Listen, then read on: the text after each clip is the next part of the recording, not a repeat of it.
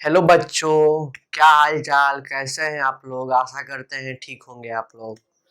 आज हम लोग रासायनिक अभिक्रिया के प्रकार पढ़ रहे थे, जिसमें हम लोग आज का टॉपिक है वैद्युत अपघटन अभिक्रिया पढ़ेंगे। इसके पिछले वीडियो में हम लोगों ने संयोजन अभिक्रिया और वियोजन अभिक्रिया का बारे में पढ़े थे और प्रैक्टिस भी किए थे कि किस तरह का क्वेश्चन आपके बोर्ड एग्जाम में पूछे जाते हैं। अगर आप लोगों ने ये वीडियो नहीं देखे हैं तो साइंस के प्लेलिस्ट में जाकर उस वीडियो को देख लीजिए। आज हमारा टॉपिक है वैद्युत अपघटन अभिक्रिया। तो समझिए वैद्युत अपघटन अभिक्रिया क्या है। अपघटन या उसको बोलते हैं, दूसरा नाम है वियोजन।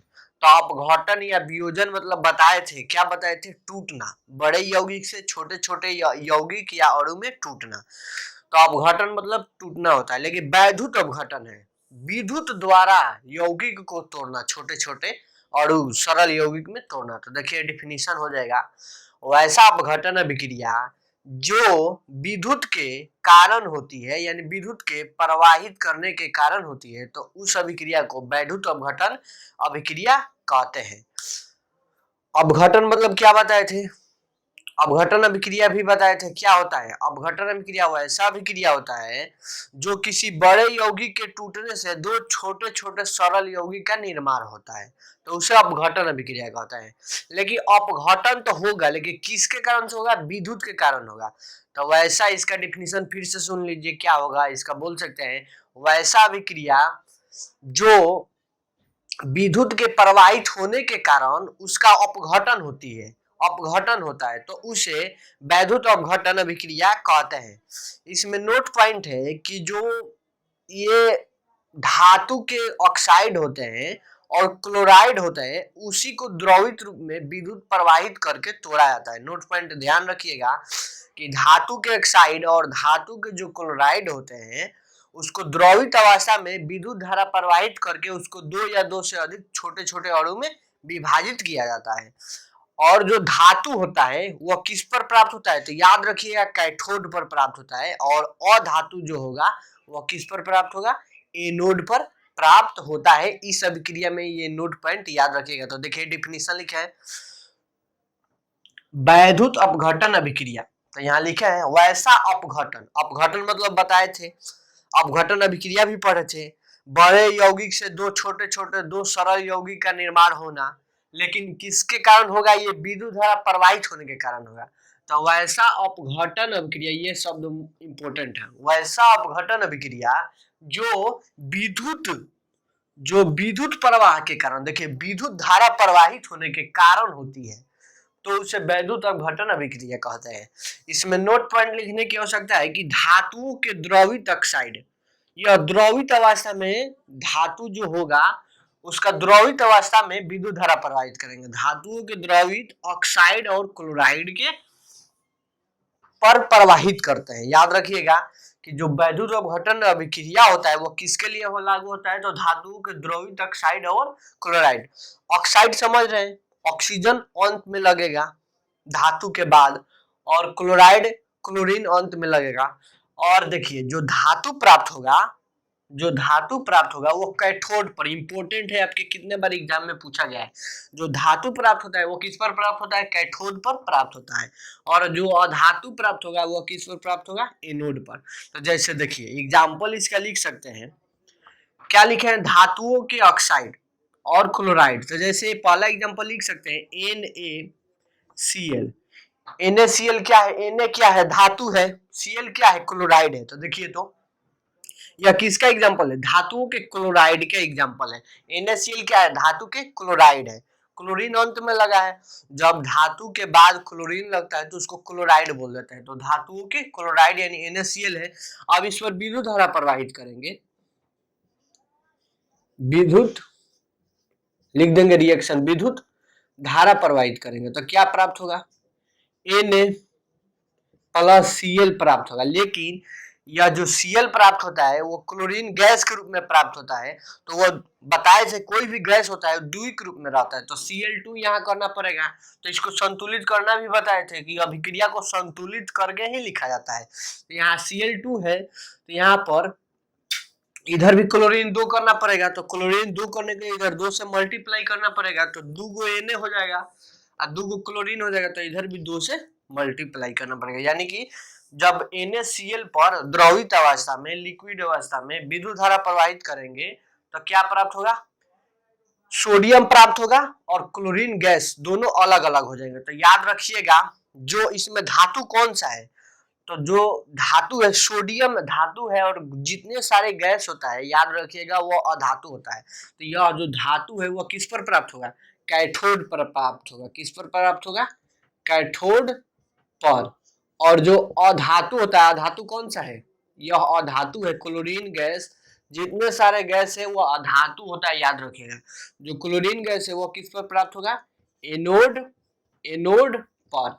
याद रखिएगा और धातु किस पर? एनोड पर, यहाँ लिखे भी है। और धातु किस पर प्राप्त होता है? कैथोड पर। धातु Na है, ठीक है। तो इस तरह हम लोग NaCl पर जब विद्युत धारा प्रवाहित करते हैं तो बड़े यौगिक है, अपघटन अभिक्रिया यहाँ हो रहा है, बड़ा यौगिक से प्रतिफल के रूप में दो छोटे छोटे यौगिक का निर्माण हो रहा है। देख लीजिए एरो के चिन्ह जिधर रहता है वो प्रतिफल होता है, सब बता दिए हैं। एक और एग्जांपल लिख सकते हैं, जैसे धातु के ऑक्साइड, ऑक्साइड मतलब ऑक्सीजन अंत में रहेगा, तो जैसे एग्जांपल ले सकते हैं H2O का। H2O क्या है? धातु के ऑक्साइड है, इस पर विद्युत धारा प्रवाहित करेंगे, विद्युत धारा प्रवाहित करेंगे तो क्या प्राप्त होगा? तो H2 प्राप्त होगा और ऑक्सीजन गैस O2 के रूप में, क्योंकि हाइड्रोजन और ऑक्सीजन दोनों अलग अलग गैस प्राप्त होंगे। तो जब O2, क्योंकि वो ऑक्सीजन गैस है, O2 के रूप में होगा, तो इसको संतुलित करना है। तो संतुलित करने के लिए हमें ऑक्सीजन इधर 2 है, इधर 1 है, तो इधर भी 2 से गुना करेंगे, तो यहाँ फिर हाइड्रोजन कितना हो जाएगा? 4 हो जाएगा। तो इधर फिर 2 से हाइड्रोजन में गुना करेंगे, तो यह भी हाइड्रोजन 4, ऑक्सीजन 2, यहाँ संतुलित हो गया। तो इसमें धातु कौन है? हाइड्रोजन है। और यह किस पर प्राप्त होगा? कैथोड पर, कैथोड पर। और यह किस पर प्राप्त होगा? एनोड पर, जो अधातु है। तो याद रखिएगा वैद्युत अपघटन अभिक्रिया क्या है? वैसा अपघटन अभिक्रिया। अपघटन अभिक्रिया बताया था, अपघटन अभिक्रिया का दूसरा नाम होता है वियोजन अभिक्रिया। अपघटन अभिक्रिया क्या है? फिर से सुन लीजिए। किसी बड़े यौगिक के टूटने से दो छोटे छोटे सरल यौगिक प्रतिफल के रूप में प्राप्त होता है। तो देखिए बड़ा यौगिक है यहाँ NaCl, छोटा रूप में दो अलग अलग प्राप्त हुआ Na और Cl। तो यह कौन सी अभिक्रिया हो रही है? अपघटन अभिक्रिया। लेकिन किसके कारण हो रही है? तो विद्युत के प्रवाहित होने के कारण हो रही है, इसी कारण से इसका नाम है वैद्युत अपघटन अभिक्रिया। आशा करते हैं आप लोग समझ गए होंगे, जितने नोट पॉइंट लिखवाए हैं नोट कर लीजिएगा। चलिए आप लोग हम लोग नेक्स्ट अभिक्रिया पढ़ते हैं, 4 नंबर अभिक्रिया, जिसका नाम है विस्थापन अभिक्रिया, या उसको एक और नाम से जानते हैं एकल विस्थापन अभिक्रिया। तो चलिए देखिए विस्थापन अभिक्रिया। विस्थापन अभिक्रिया क्या होता है? सिंपल से समझिए। विस्थापन मतलब क्या होता है? डिस्प्लेसमेंट जिसको बोलते हैं। तब विस्थापन मतलब होता है कि एक व्यक्ति, इस तरह दैनिक जीवन में समझा रहे हैं कि एक व्यक्ति दूसरे व्यक्ति को हटाकर उसके जगह पर आ जाता है। समझ में? विस्थापित कर देना, हटा देना, उसके जगह से हटा देना। देखिए जैसे एग्जांपल से बता सकते हैं कि पहले के राजतंत्र व्यवस्था होता था, तो राज्य में एक राजा होता था, दूसरे राज्य के राजा उस राज्य पर आक्रमण करता था तो शक्तिशाली होता था, तभी उसको हटाकर अपना वहां का राजा बन जाता था। वही सेम कंडीशन है कि एक व्यक्ति दूसरे को हटा देगा, यानी शक्तिशाली व्यक्ति होगा, दूसरे को हटाकर अपने उस स्थान पर आ जाना, यही है विस्थापन। तो विस्थापन अभिक्रिया क्या होता है? तो देखिए जिसमें किसी अणु में उपस्थित किसी परमाणु को किसी अन्य परमाणु विस्थापित कर देगा, हटा देगा, वही विस्थापन अभिक्रिया कहलाता है। तो फिर से समझिए, इसका डेफिनेशन लिख सकते हैं कि वैसा अभिक्रिया या वैसा रासायनिक अभिक्रिया जिसमें किसी अणु या यौगिक में उपस्थित परमाणु को किसी अन्य परमाणु डिस्प्लेसमेंट कर देगा, विस्थापित कर देगा, तो इस अभिक्रिया को विस्थापन अभिक्रिया कहते हैं। फिर से समझ सकते हैं, विस्थापन मतलब हटाना, अलग करना। किसी अणु में या यौगिक में उपस्थित परमाणु किसी अन्य परमाणु द्वारा हटाया जा सकता है या हट जाएगा, तो इस अभिक्रिया को कौन सी अभिक्रिया कहेंगे? विस्थापन अभिक्रिया या डिस्प्लेसमेंट रिएक्शन कहता है।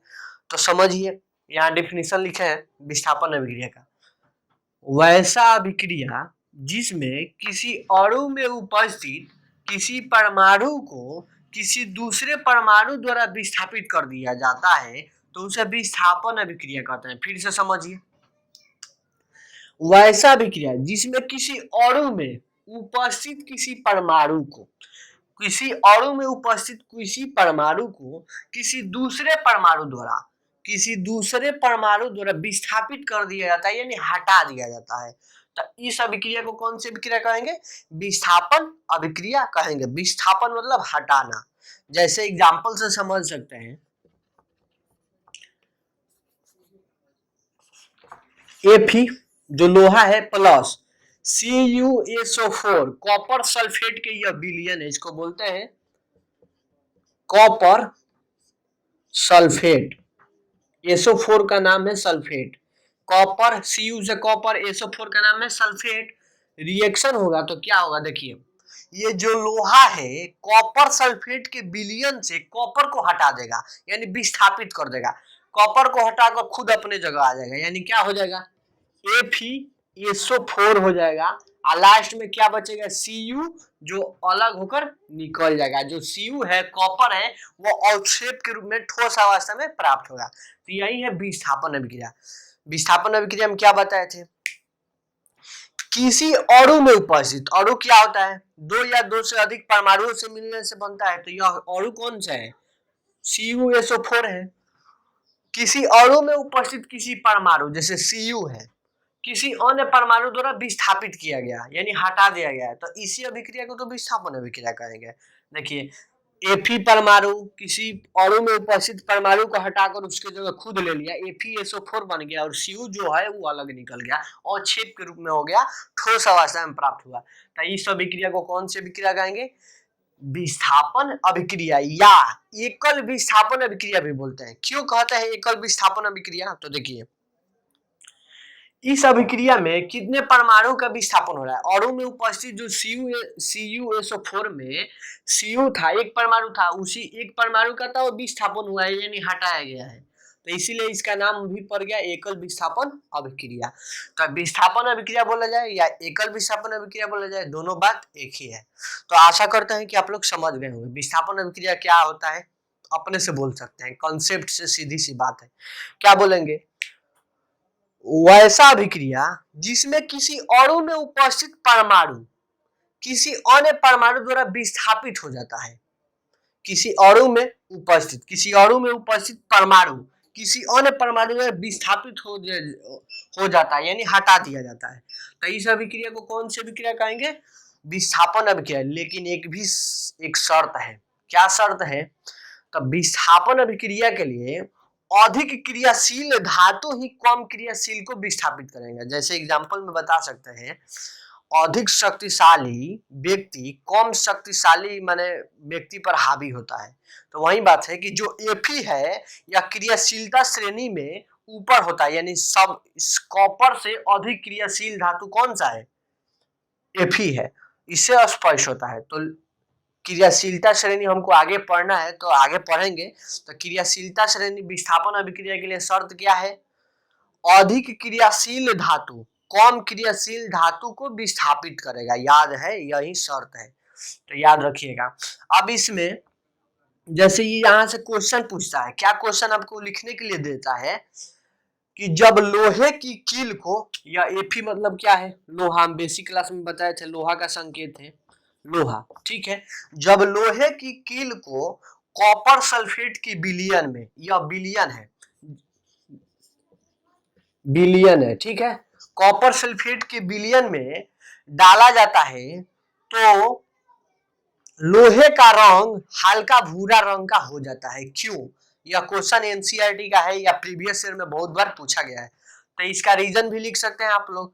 क्या लिख सकते हैं, क्वेश्चन फिर से समझ लीजिए। जब लोहे की कील को कॉपर सल्फेट की विलयन में डाला जाता है तो लोहे का रंग हल्का भूरा रंग का हो जाता है। लोहे का रंग हल्का भूरा रंग का हो जाता है, क्यों, तो लिख सकते हैं इसका रीजन आप लोग कॉन्सेप्ट है विस्थापन अभिक्रिया का ही उसमें कॉन्सेप्ट है कि जब लोहे की कील को कॉपर सल्फेट के विलयन में डालते हैं तो कॉपर सल्फेट के विलयन से लोहा कॉपर को क्या कर देता है, विस्थापित कर देता है और उसके फलस्वरूप FeSO4 बनता है, फेरस सल्फेट बनता है, जिसका वजह से लोहा का रंग हल्का भूरा रंग का हो जाता है। इसका कारण लिख सकते हैं और नोट पॉइंट लिख सकते हैं कि अधिक क्रियाशील धातु ही कम क्रियाशील धातु को विस्थापित करेगा। एक और बात यहाँ से ऑब्जेक्टिव में पूछा जा सकता है, अगर ये पेपर का लेवल थोड़ा हाई करना हो, जैसे पूछा जाएगा CuSO4 कॉपर सल्फेट विलयन का रंग कैसा होता है, तो याद रखिएगा कॉपर सल्फेट विलयन का रंग यहाँ लिख दे रहे हैं नीला होता है। कैसा होता है, नीला। याद रखिएगा कॉपर सल्फेट विलयन का रंग कैसा होता है, नीला। और FeSO4 का जो विलयन होता है इसका रंग क्या हो जाता है, हल्का भूरा रंग का, हल्का हरा रंग का होता है, हल्का हरा रंग का होता है। तो याद रखिएगा यहाँ से बहुत सारे क्वेश्चन आपके सब्जेक्टिव और ऑब्जेक्टिव में भी पूछा जा सकता है। जैसे पूछा जाएगा कॉपर सल्फेट विलयन का रंग कैसा होगा, तो नीला।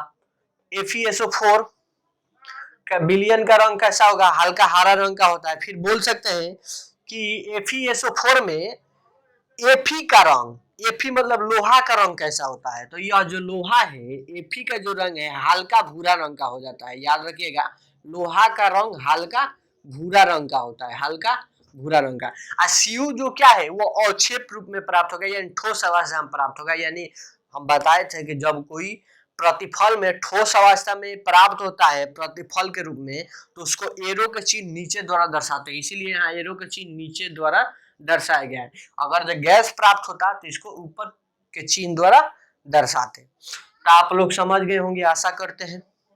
विस्थापन अभिक्रिया क्या है, किसी अणु में उपस्थित किसी परमाणु को किसी अन्य परमाणु द्वारा विस्थापित कर देना, यही क्या कहलाता है, विस्थापन अभिक्रिया। लेकिन कब विस्थापित होगा, तो उसका शर्त है कि अधिक क्रियाशील धातु कम क्रियाशील को विस्थापित करेगा, ये नहीं कि कम क्रियाशील धातु अधिक को विस्थापित कर देगा। तो आप लोग एक तरह से क्रियाशीलता श्रेणी याद कर सकते हैं, यहाँ लिख दे। देखिए क्रियाशीलता श्रेणी देख लीजिए, क्योंकि अभी तो हम आगे चैप्टर में पढ़ना है क्रियाशीलता श्रेणी पूरा डिटेल में, लेकिन अभिक्रिया के लिए यहाँ थोड़ा सा बारे में जान लीजिए। जैसे देखिए पहला होता है पोटेशियम, अधिक सबसे क्रियाशील होता है। उसके बाद कैल्शियम आता है, सोडियम आता है, मैग्नीशियम आता है, एल्युमिनियम आता है, उसके बाद जिंक आता है, लोहा आता है, उसके बाद हाइड्रोजन आता है, कॉपर आता है, सोना Au आता है। इसी तरह क्रियाशीलता श्रेणी में सजा रहता है। तो देखिए सबसे अधिक क्रियाशील कौन है, पोटेशियम, उसके बाद calcium, sodium, magnesium, aluminium, zinc, उसके बाद लोहा Fe, उसके बाद हाइड्रोजन आता है, उसके बाद कॉपर और Au यानी सोना। तो देखिए कॉपर सल्फेट के विलयन में यहाँ देख लीजिए, कॉपर सल्फेट के विलयन में यहाँ पर क्या था, कॉपर था, यहाँ क्या था, Fe था, लोहा था। तो देखिए कॉपर क्रियाशीलता श्रेणी में नीचे है, सबसे नीचे है, और यहाँ पर Fe है, लोहा है, यानी कॉपर से अधिक क्रियाशील कौन था, Fe था। इसी के वजह से कॉपर सल्फेट के विलयन से जो Fe है उसको क्या कर दिया, विस्थापित कर दिया। तो नोट पॉइंट याद रखिएगा, यहाँ नोट लिखवा दे रहा हूँ कि विस्थापन अभिक्रिया में अधिक क्रियाशील धातु कम क्रियाशील धातु को विस्थापित करते हैं, लिख देते हैं, लिख लीजिएगा, ये इंपॉर्टेंट बात है। अधिक क्रियाशील धातु कम क्रियाशील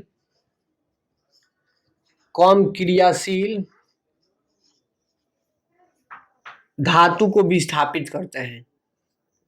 अधिक क्रियाशील धातु कम क्रियाशील धातु को विस्थापित करते हैं, विस्थापित करते हैं।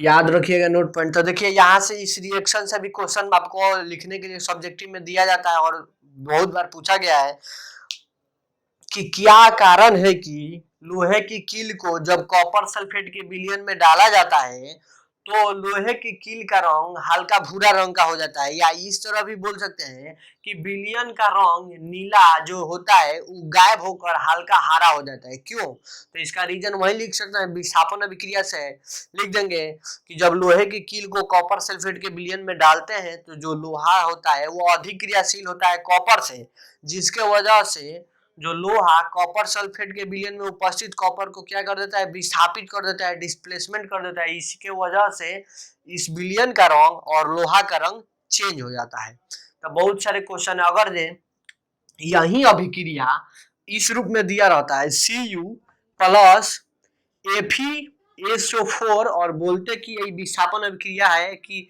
और लिख देते उसके बाद क्या लिखते हैं CuSO4 प्लस Fe जो होता है वो अवक्षेप के रूप में प्राप्त होता, Fe जो होता है अवक्षेप के रूप में ठोस अवस्था में प्राप्त होगा। तो बोलते हैं क्या यह अभिक्रिया सही है? तो यह अभिक्रिया सही नहीं है, यह अभिक्रिया हो ही नहीं सकता, यह जो अभिक्रिया है वो गलत है। कैसे गलत है? देखिए यह जो अभिक्रिया है गलत है। कैसे गलत है? तो देखिए कॉपर जो है यह धातु है, FeSO4 है यह किसी अणु है, कॉपर फेरस सल्फेट का विलयन है। तो जो कॉपर है यह अधिक क्रियाशील धातु है कि कम क्रियाशील धातु है लोहा से? लोहा को यहाँ विस्थापित करना है तो लोहा से यह कम क्रियाशील धातु है, क्रियाशीलता श्रेणी में ये नीचे आता है, तो यह इसको विस्थापित कर ही नहीं पाएगा। यानी कम शक्तिशाली व्यक्ति अधिक शक्तिशाली व्यक्ति से कभी जीत नहीं सकता। वही बात है कि जब कॉपर है वह लोहा को विस्थापित नहीं कर सकता है। क्यों नहीं कर सकता है? क्योंकि इसकी जो क्रियाशीलता श्रेणी जो में बहुत नीचे आता है फेरस की अपेक्षा, यानी यह कम क्रियाशील है किसके अपेक्षा? लोहा की अपेक्षा। इसके वजह से यह विस्थापित नहीं होगा, जिसके वजह से CuSO4 नहीं बनेगा और Fe अवक्षेप के रूप में प्राप्त नहीं होगा। यानी यह अभिक्रिया है वो गलत लिखा गया है। तो आप लोग इस तरह भी क्वेश्चन कंसेप्ट समझ सकते हैं। बस क्रियाशीलता श्रेणी हम लोग डिटेल में पढ़ेंगे आगे चलकर। तो एक और अब एग्जांपल लिख दे रहे हैं, समझ लीजिए।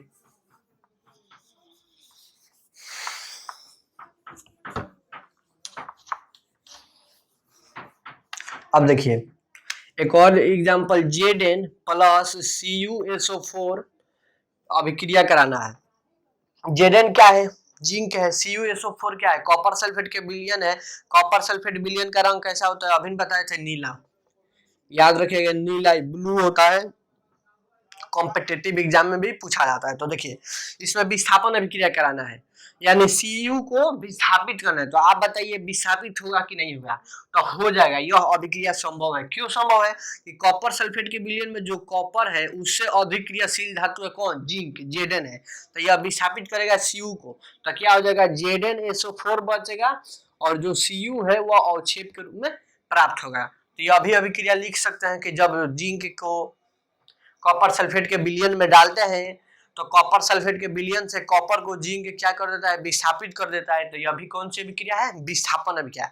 या इसका एक और नाम होता है एकल विस्थापन अभिक्रिया, एक परमाणु को विस्थापित करता है। तो चलिए आज हम लोग दो अभिक्रिया पढ़े, वैद्युत अपघटन अभिक्रिया और विस्थापन अभिक्रिया या एकल विस्थापन अभिक्रिया। वीडियो लंबा हो जा रहा है, इसी के वजह से थोड़ा ध्यान में रखकर टॉपिक कम पढ़ा रहे हैं। आज का लेक्चर समाप्त करते हैं। वीडियो अच्छा लगे तो लाइक शेयर और कमेंट करना ना भूले और इसको ज़्यादा से ज़्यादा शेयर करें, समझ में आए तो, क्योंकि यहाँ पर यूनिक कॉन्सेप्ट दिया जाएगा और बेहतरीन कॉन्सेप्ट दिया जाएगा। तो आप लोगों की वीडियो डेली लाने के लिए सपोर्ट की आवश्यकता है, तो इसलिए ज़्यादा से ज़्यादा शेयर कीजिए। जय हिंद साथियों।